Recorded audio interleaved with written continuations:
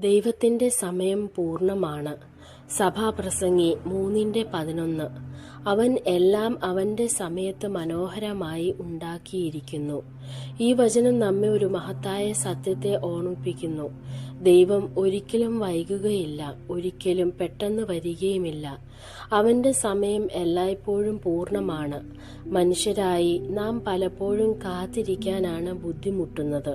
ഉത്തരം ഇപ്പോൾ വേണം, അനുഗ്രഹം ഇന്ന് വേണം, വാഗ്ദാനം ഉടൻ പൂർത്തിയാകണം എന്ന് നാം ആഗ്രഹിക്കുന്നു. എന്നാൽ കർത്താവിനെ കാത്തിരിക്കുക സമയം നഷ്ടമല്ല, അത് ഒരുക്കത്തിന്റെ സമയമാണ്. ബൈബിളിലെ ചില ഉദാഹരണങ്ങൾ നോക്കാം. അബ്രഹാമിനും സാറയ്ക്കും ദൈവം ഒരു മകൻ വാഗ്ദാനം ചെയ്തു. എന്നാൽ വർഷങ്ങളോളം അവർ കാത്തിരുന്നു. അവർ ഇടയ്ക്ക് ദൈവത്തിന്റെ സമയത്തെ മറികടക്കാൻ ശ്രമിച്ചപ്പോൾ പ്രശ്നങ്ങൾ ഉണ്ടായി.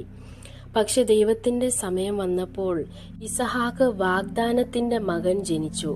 ഇത് നമ്മെ ഓർമ്മിപ്പിക്കുന്നത് ദൈവത്തെക്കാൾ മുമ്പേ പോകാൻ ശ്രമിച്ചാൽ വേദന വരും, പക്ഷേ അവന്റെ സമയത്തെ വിശ്വസിച്ചാൽ സന്തോഷം വരും. യോസേഫിന്റെ ജീവിതവും കാണൂ. ദൈവം അവന് മഹത്വത്തിന്റെ സ്വപ്നം കൊടുത്തു.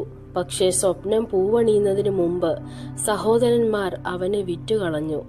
അടിമയായി മാറി ജയിലിൽ അടയ്ക്കപ്പെട്ടു.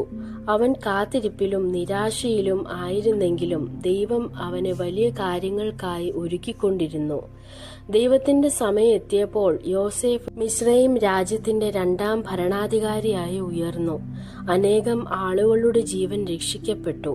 അതുപോലെ തന്നെ നമ്മുടെ ജീവിതത്തിലും ഇന്ന് ലോകം എല്ലാം വേഗത്തിൽ നേടണമെന്ന് നമ്മെ പഠിപ്പിക്കുന്നു. എന്നാൽ ദൈവം പലപ്പോഴും കാലാവസ്ഥകളിലൂടെയാണ് പ്രവർത്തിക്കുന്നത്.